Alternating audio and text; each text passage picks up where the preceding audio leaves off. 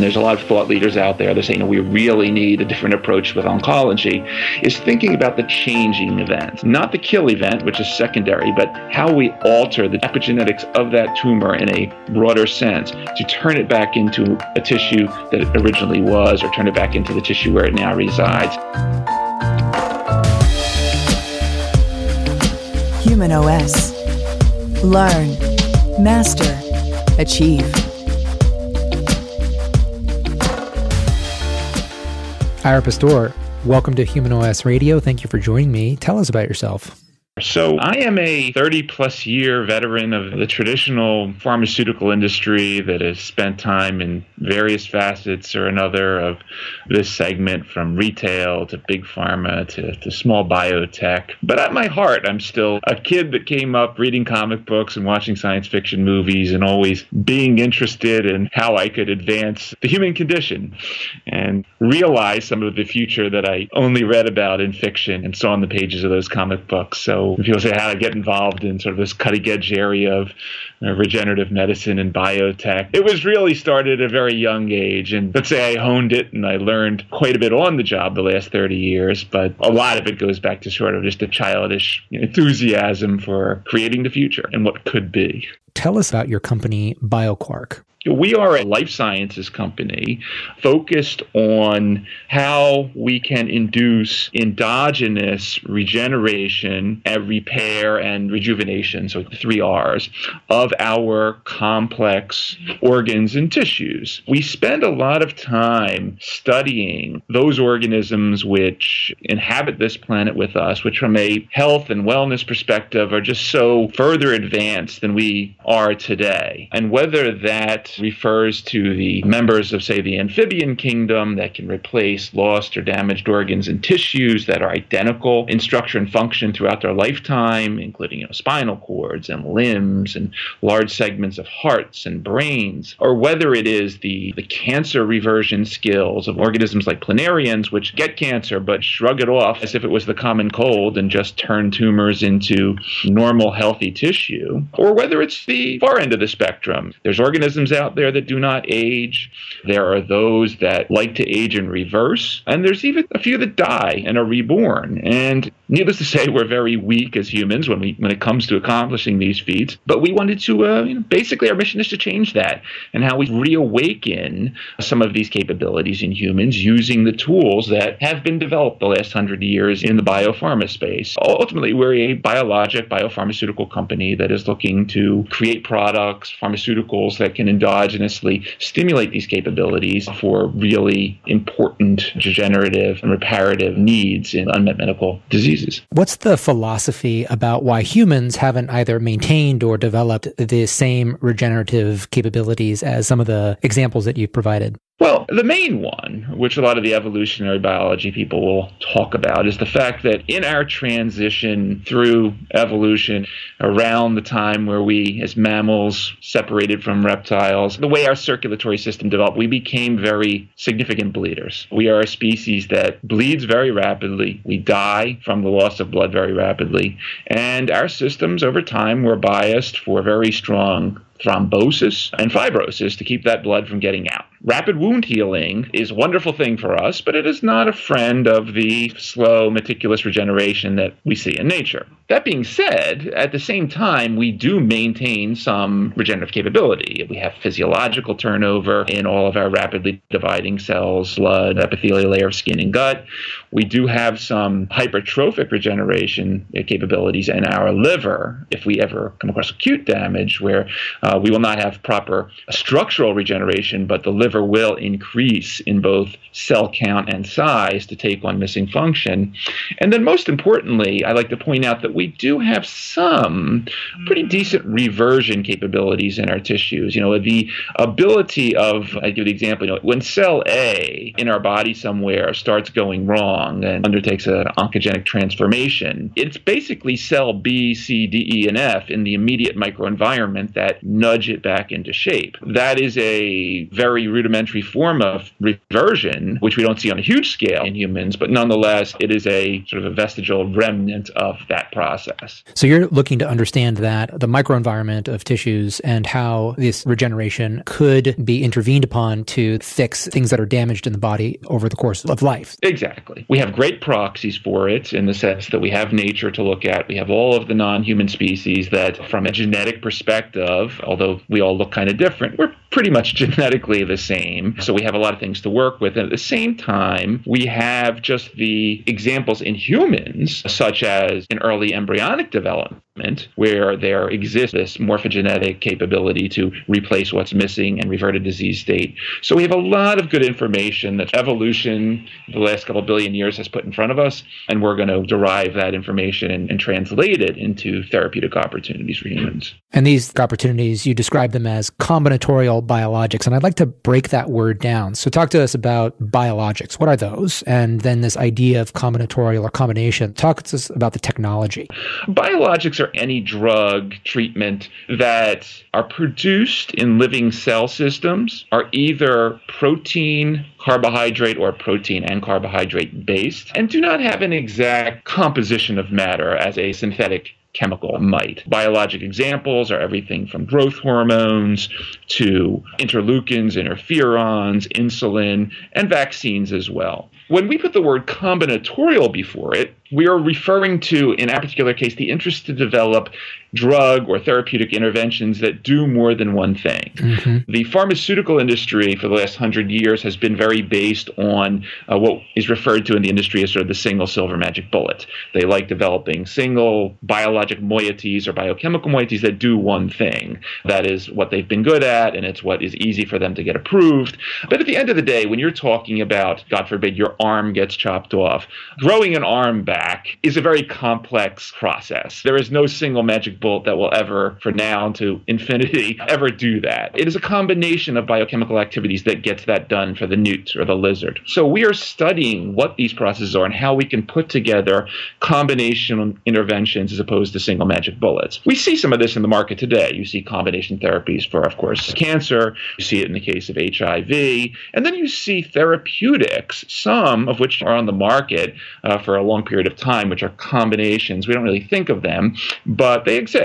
So it's really moving beyond the silver bullet thinking to more systems-based thinking on what a therapeutic may look like that does multiple things. Biologic is a form of a drug or intervention replicating what is found in the human body or in nature. Combinatorial means that it's having more than one effect, but also it sounds like it can contain more than one substance in the formulation. Is that true? Perfect. Talk to me about some of the applications that you feel combinatorial biologics can affect in the near term, and what are some of the potential moonshots, just so we can get the scope of what we're looking at here in terms of what could be addressed. Sure, absolutely. And just taking a step back to the big picture, when you put that $7 trillion that we spend around the world nowadays on healthcare, when you cut out infectious diseases, the majority of all of that money is spent on either diseases that have an underlying cellular degeneration component. Mm-hmm. So you think your Alzheimer's, congestive heart failure, Parkinson's, diabetes, and so forth, or have an underlying cellular damage component, fibrotic disorders, cancer, autoimmune diseases, chronic inflammation and pain, and so forth. So both of those baskets, which represent close to $7 trillion that we spend nowadays, are in our purview. So what are we working on, and where do we see us? The 3 R's, as I mentioned: regeneration, repair, rejuvenation. So in the regeneration front, we are very interested in the central nervous system. We have been actively studying models of things like traumatic brain injury and Alzheimer's disease, not just focusing on how we regenerate neurons in the proper structure and function, the proper morphogenetic structure of neural tissues, but at the same time, how we can erase epigenetic reprogramming of those tissues, the earlier stage damage. Because as you're aware, what are we learning nowadays? We're learning that Alzheimer's, yes, it's this horrible degenerative disease, but there's a lot of pathology that comes before we get to neuroregeneration, and whether that's classifying Alzheimer's as a type 3 diabetes or an inflammatory disease, there are a lot of changes that are occurring in in those tissues earlier on. So we're looking at both sides of the equation there.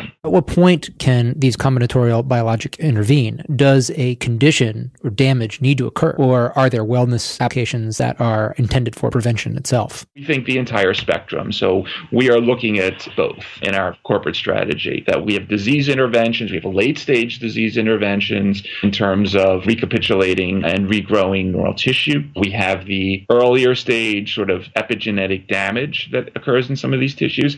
And then very early, we think there are indeed health and wellness type interventions, whether they're supplements or functional type foods, that also very early on in the process, in the sense that if we think of the long-term metabolic dysfunction that can occur, where we could also earlier intervene throughout the continuum of something like neural health. So we think there are interventions on all fronts. Obviously, a lot of the time we spend in the lab is at the far end of the research, but at the same time, we keep our eye on these other things like you're involved in with regard to neurotropics and what have you. So these are interesting as well to us. And the CNS is just putting my old school big pharma hat on. It's just such a unmet need, not just with what we see in the world today, but with regard to what's coming in the next 10 to 20 years. And when you see, last week, Pfizer, fourth largest drug company in the world, just abandoning Alzheimer's and Parkinson's research altogether, that's a problem. Yeah. So we really need to have new ways to address these issues. It's been an expensive and fruitless approach so far, and perhaps we need a different approach altogether to make some inroads. Yes. So other things that we're working on, so we move from regeneration to more of the reversion front. We are very active in oncology, and really the study of how reversion dynamics occur where tumors and oncogenic transformations can be erased and turned into normal tissue. This has been something that's been known for about 90 years now, that actively regenerating environments, whether those are limbs of amphibians or whether they are embryos. We even see the dynamic in the plant kingdom. Actively regenerating microenvironments have a wonderful capability to organize in tissue that is healthy and organize out tissue which is not required. And we have known about this cancer reversion capability for years. We just want to, with combinatorial biologic approaches, instead of looking at the kill event, which has sort of been the basis of the war on cancer 1 with broad spectrum chemotherapeutic agents, and even now in war on cancer 2 with more of the sniper rifle smart drugs, in both cases there's this missing picture that whether you're blasting away tumors with chemo or whether you're targeting specific cells, you still are missing a large chunk of the cells that are not attacked, whether that is the ones that you miss in chemo or the ones that targeted immunotherapy are just targeted for. And so we think an approach that is definitely beyond just us coming on stream, and there's a lot of thought leaders out there that say, we really need a different approach with oncology, is thinking about the changing event, not the kill event, which is secondary, but how we alter the epigenetics of that tumor in a broader sense to turn it back into a tissue that it originally was, or turn it back into the tissue where it now resides, starting over normal healthy tissue. So these are two big focuses of the company and what we've been active in regard to our internal research. Let's talk about your first generation bioquantine, and that's the first time I've introduced that term, but that is acronym for combinatorial biologics, bioquantine, your BQA. Tell us about that. Sure. So this is how everything began. The place, as I mentioned, where you find some of these reversion dynamics occurring, well, most of them, in humans, is in the early stages of fertilization following that event. In ooplasm, or the materials that you find in the oocyte, is where age reversal is found, where the epigenetic, the genetic cleanup is found, and where all of the sort of the morphogenetic determinants for that embryo are initially supplied to allow it to go on its forward journey. And this is the reason why all of our children are born aged 0, why children are not born with chronic degenerative diseases of old age. You don't have a baby ever born with Alzheimer's disease. And why, for the most part, they come out with 2 arms, 2 legs, 10 toes and fingers, and so forth. So we've been very active studying the whole dynamic of ooplasm reprogramming, which is another discipline that goes back to the 1940s. Dr. John Gurdon in the UK in 2012 just received his Nobel Prize on this work, which goes back that far.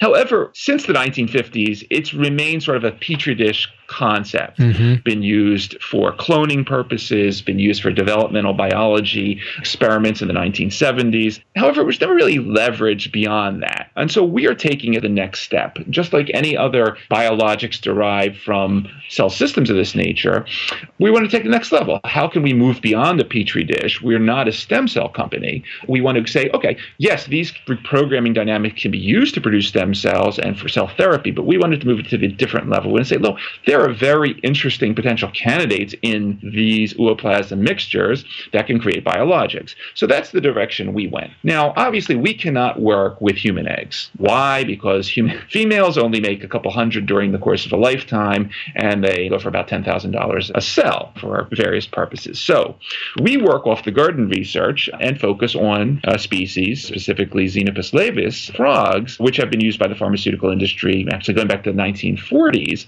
as a wonderful species which has been industrialized already, which has ooplasm and eggs that are very similar to human eggs and which are industrial produced and produce millions of oocytes at a time. So we can gather a much greater understanding of the dynamics and then also isolate, fractionate, purify specific peptides and proteins that are crucial in the process. That has been the path that we have taken to date in creating these first generation materials and what we're basing the initial program off of. So there are hundreds of moieties and microRNAs in the oocyte yolk. How are you determining the right combination of these intercellular contents to then have a healing and beneficial effect in humans? I would imagine that machine learning might be a part of your future business strategy. Absolutely. Actually, there's thousands of moieties that have been identified already over the decades in ooplasm. We fractionate, we do bioassay-guided fractionation, we do assays on purified entities, we do recombination experiments between individually. Basically, between my time in big pharma and biotech, I was involved in the phytochemical business. So very similar to developing any therapeutic, say, from a plant source, where you may take an extract of a leaf and have 5,000 or 500 small chemical entities in there, and you fractionate and you further decide from a pharmacologic perspective, from a pharmacokinetic perspective, what's useful, what is not. So we do a lot of work at that level. We do proteomics, we do microRNA arrays, we do a lot at the level of the minutia, but we do not forget that the power of it, just like the power of things in the phytochemical business, is not always in the most isolated substance, but in the system, in the grouping of substance. So we think we have, between our work that we've been doing the last several years plus, a lot of what comes before us, and we openly admit this did not start with us. This started decades ago, and we are standing on the shoulders of some giants here, that there are a lot of good clues already as to what makes a good combinatorial biologic. And in certain cases, remember, when it comes to some of these substances, even the ones that have been on the market for decades, you don't always know everything. Sure. You have to specifically, FDA is very interested that you have a good reproducibility system in terms of bioactivity, bioequivalence, pharmacokinetics, and so forth. And some of it, that's sort of the mystery of nature, right? The combinations and the unique systems dynamics that occur, you can't always break it all down. It's sometimes too complex to reduce. And so we're sort of happy playing in that zone. We know it makes, from a drug development perspective, our CMC type work a little more difficult, but at the end of the day, we think it offers us something much more unique in a very standard drug system that has existed for the last few years. Have you been able to test your first generation bioquantine in vivo? For the last few years, we've been studying quite a few animal models, mice, rats, rabbit, some cat work actually, traumatic brain injury models, models of melanoma, some initial work in the area of skincare, some induced wrinkling and alopecia models. So we've gone broad, looking at wide spectrum regenerative and reparative capability. And then we have done some longer term gerontological models. These are more multi-year, long-term chronic administration studies in healthy animals, because, say if you're giving some sort of a long-term regenerative signal to a living animal, what are the changes that occur over years? And the fascinating change that occurred was that we had active substance groups versus comparators that live 70% longer.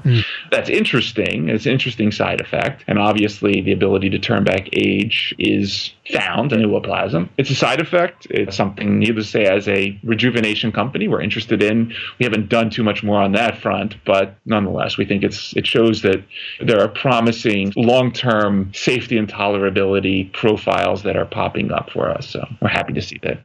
Certainly seems indicative of a safety profile if you can make an animal live almost twice as long. And actually looking comparatively to other potential effectors of the aging process, an improvement of lifespan and by 70% is really significant. So that's really promising. I'm now wondering if that plus combination of things that might decrease nutrient signaling, improve mitochondrial health and functioning, do you think that there's some synergy between the bioquantines and then other strategies, or is this sort of a better approach altogether because it's more holistic by affecting that microenvironment? I definitely think there's important synergies with all of those approaches. Now, we've not been able to delve too much into those dynamics in the sense that we've been pretty focused on sort of just that early embryogenic, morphogenic stage of development, where there's weird biophysical dynamics that occur and biomechanical dynamics as well. We think combinations of combinatorial approaches are potentially be even better. We just haven't gotten there yet. But definitely, whether it's autophagy or nutrient signaling or just many of these other approaches, which I think are all very relevant, are going to be very useful. Now, as you mentioned, mitochondria. We know, although we haven't spent much time studying it, that organelle remodeling is a crucial dynamic that occurs in the early embryo in the first couple of weeks. That's required.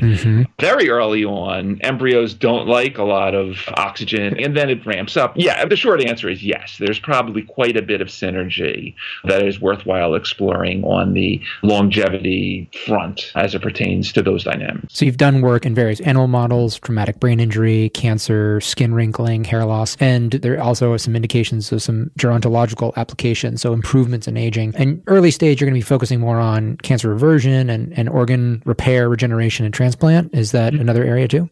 Yeah, our main U.S.-centric clinical program, as far as it pertains to the organ regeneration dynamic, is in the kidney. And this is what we have. We have a 3-year plan for the clinic here in the U.S. And in there, we're focusing specifically on some of the orphan fast-track indications. A lot of people that work in regenerative medicine are looking at sort of the larger picture today with stem cells in terms of the heart or the brain, kidney disease. So there's many small diseases that make it up. It is still an area of significant unmet medical need, and we spend $60 billion around the world on either dialysis, organ transplant with rejection drugs.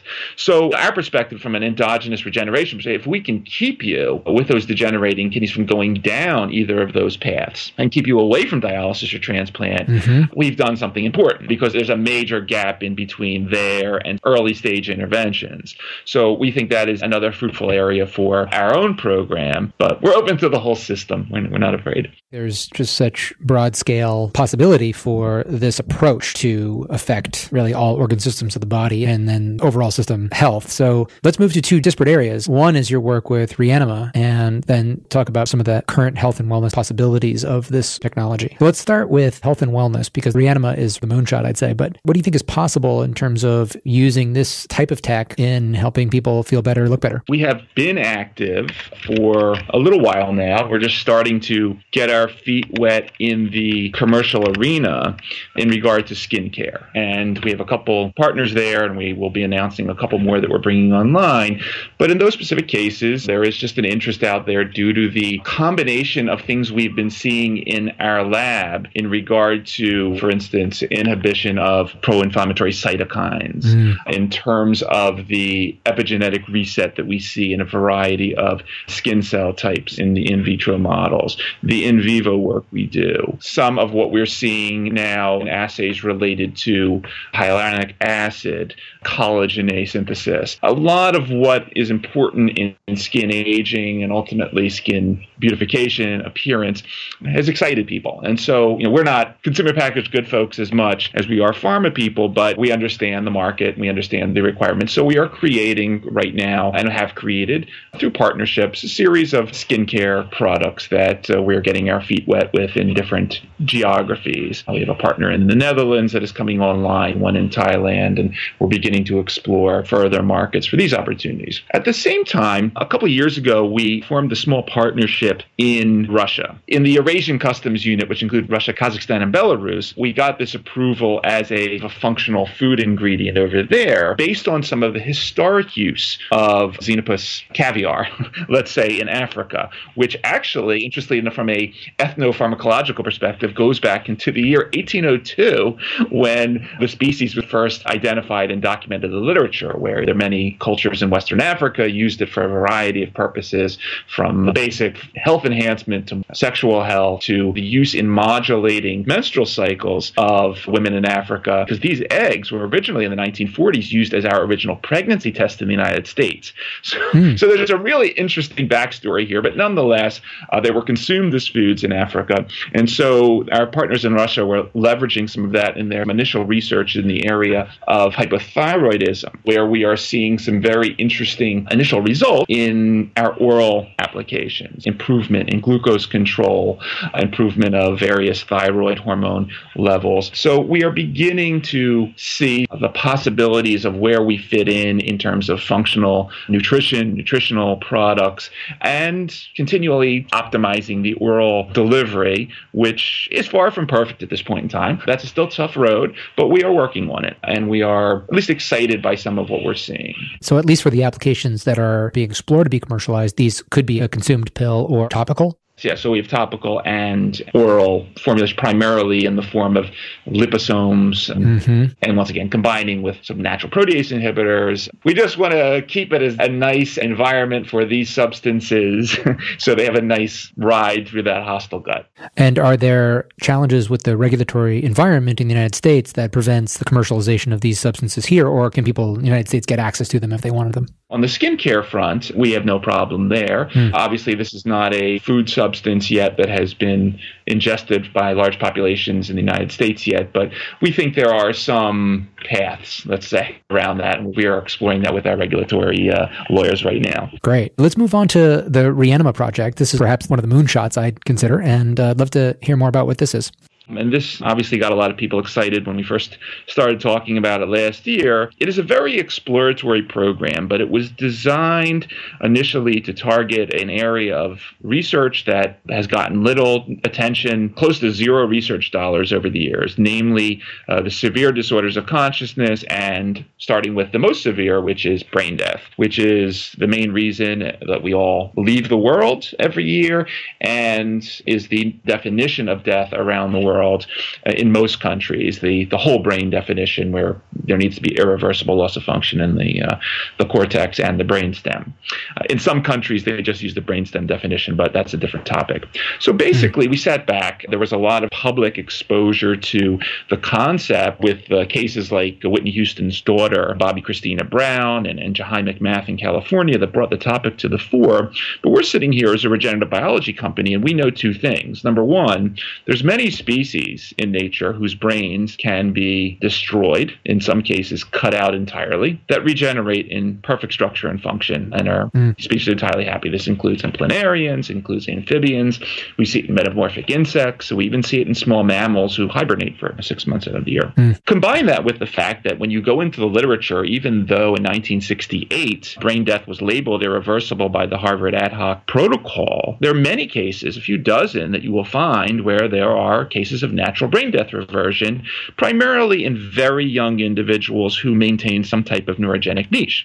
Lastly, you have the area of living cadaver research, which may be unknown or unpalatable to many, but this is an area of research that has gone on in many countries, including the U.S., for a few decades now, primarily for using humans that donate their bodies for toxicology, pharmacokinetics, pharmacodynamic studies, as well as for residents to practice surgical techniques and test novel medical devices. We basically put this all together. We said, look, why can't we do something a little more constructive with the living cadaver research model with tools that we have in 2018? Because 1968 was a long time ago when we first define brain death as irreversible. And so once again, it is a very early stage project, but nonetheless, the goal is to, using combination technologies, not just what we're involved with, but also stem cells and some of the more biophysical tools that are used in the ICU nowadays to stimulate coma and PBS patients.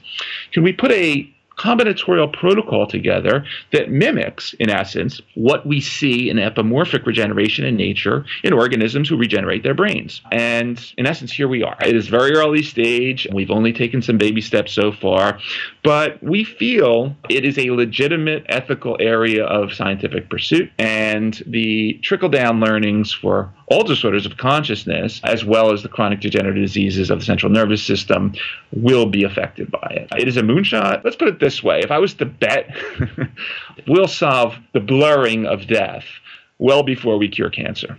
Wow. Now, we work on cancer too, but I think death, unlike aging, which may have hundreds of things that trickle down to why we age, death is one thing. At the end of the day, the death of the central nervous system is one cascade, and if we can appropriately target it, I think we can have some really interesting impact in the coming years. Let's talk about a hypothetical use case of this. Would this be for somebody who suffered some brain-destroying injury earlier in their life? So they're relatively young and they have established brain death. Or is this also sort of an end of full life application where you can keep a otherwise healthy older person functioning for much longer? What are the borders on this potential? The former, what you mentioned, is the initial focus of the protocol. So cases primarily age 16 to 65 at the gray zone of deep coma and irreversible coma. And most of the people will tell you in the neurointensive community, it is always a gray zone, no matter what they say. Now, we are not talking about catastrophic trauma brain death that you might see in a war zone. We're not talking about time-sensitive brain death. And right now, we are not focusing on brain death as a sequelae of an incurable chronic disease. So metastatic cancer that there's no cure for leading to brain death is probably not an important subject or a legitimate focus at this point in time. Now, all of that being said, putting us aside for a minute, the very concept of living cadaver support, and basically these are individuals who have recently been defined as brain dead yet are on cardiopulmonary support and are also on nutritional and trophic hormonal support, potentially is a very interesting area for sort of a place in between death and something like cryonics, where if you can really maintain these people appropriately and begin to think of some of the interventions, not interventions 500 years in the future a la cryonics, but really begin to explore some of the things that we just have not explored as a medical community, there may be some very beneficial outcomes for all of humanity. So there may be some very interesting suspended animation related approaches to solve some problems related to the living cadaver system.